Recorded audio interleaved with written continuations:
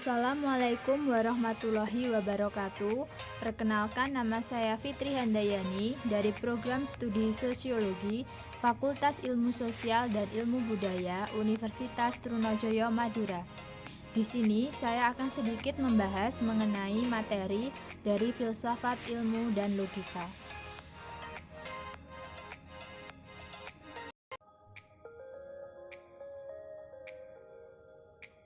Yang pertama, arti PM. 1. Tidak ada fenomenologi murni. 2. Tidak ada transendentalisme murni. Dan yang ketiga, tidak ada pendekatan klasik murni.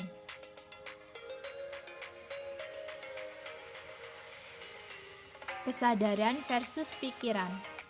Pertama, pikiran lebih dari itu psikologis gagasan dalam arti kognitif atau ilmu saraf, mengacu pada proses berpikir. Yang kedua, kesadaran lebih dari itu fenomenologis gagasan, mengendalikan realitas mental yang mungkin berbeda dari realitas fisik. Nama dan tren. Nama dan strategi paling berpengaruh di PM. Yang pertama ada Daniel Dennett, fisikisme reduktif fungsionalisme. Yang kedua, John Searle, emergentisme antifungsionalisme. Yang ketiga, David Chalmers, dualisme alami. Yang keempat ada Noam Chomsky. MBP adalah masalah semu, filosofi teknik bahasa. Dan yang kelima ada MC Gin St. Pinker, sudut pandang skeptis. Kejelasan terminologis.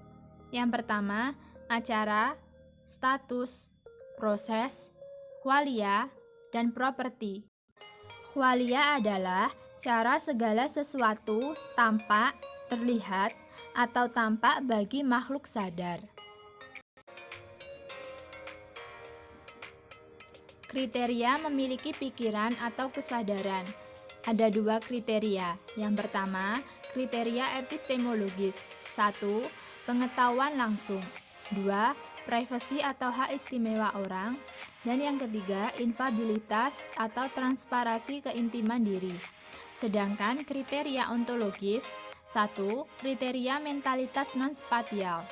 2. Intentionalitas sebagai kriteria mental. Memahami korelasi pikiran otak. 1. Kausal interaksionalisme dari Descartes. 2. Antara pikiran dan tubuh, Leibniz. 3. Osasionalisme, Malebranche. 4. Teori aspek ganda, Spinoza, Russell. 5. Epiphenomenalisme, T. Huxley. 6. Emergentisme, ketika proses biologis mencapai tingkat tertentu dari kompleksitas organisasi, jenis fenomena yang sama baru, yaitu kesadaran. Dan yang ketujuh, teori identitas, psikoneural atau psikofisika, pikiran tubuh. Teori identitas, kondisi mental yang tidak bisa diamati dapat direduksi menjadi sesuatu yang dapat diamati. Ada dua jenis teori identitas. Yang pertama, behaviorisme, kehidupan mental dan perilaku adalah sama. Yang kedua, teori identitas fisikisme, kehidupan mental dan proses otak adalah sama. Teori identitas psikoneural 1950 sampai 1960. Ada H. Weigel, J. Smart, W. Place. Posisi ini mendukung identifikasi keadaan mental dan peristiwa dengan proses fisik di otak. Teori identitas menyatakan bahwa peristiwa mental identik dengan proses otak. Behaviorisme. Poin utama dari behaviorisme, perilaku dianggap sebagai peristiwa dan kondisi tubuh yang dapat diamati secara publik dan tidak menimbulkan jenis asimetri orang pertama untuk fenomena mental yang dianggap pribadi. Jenis dari behaviorisme ada 3. Yang pertama, behaviorisme ontologis. Pikiran adalah perilaku itu sendiri, dari Watson. Yang kedua, perilaku ilmiah.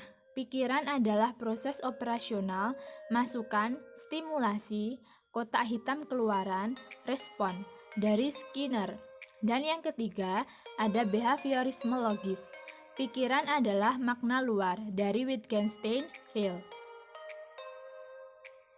Perilaku. Apakah perilaku itu?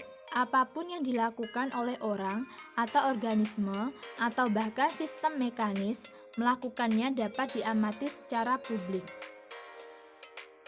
Jenis perilaku. 1.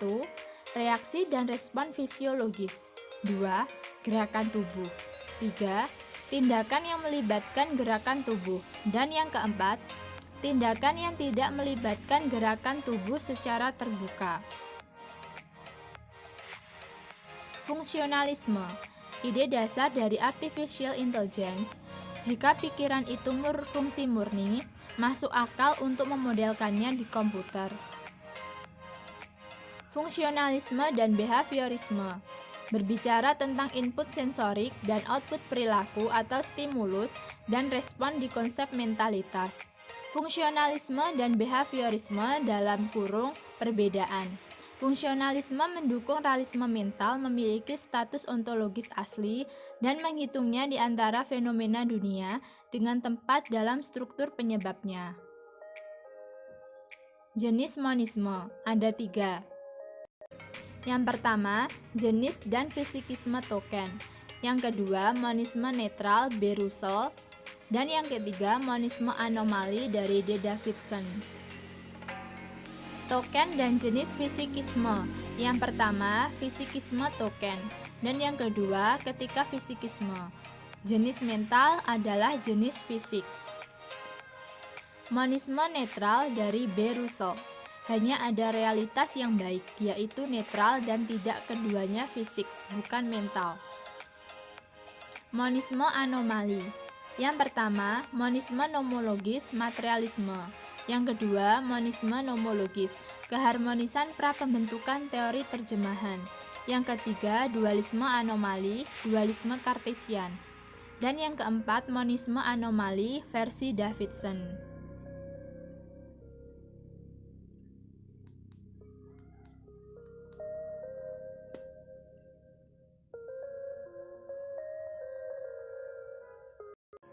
Sekian, mohon maaf bila ada kekurangan dan salah kata. Terima kasih atas waktunya. Wassalamualaikum warahmatullahi wabarakatuh.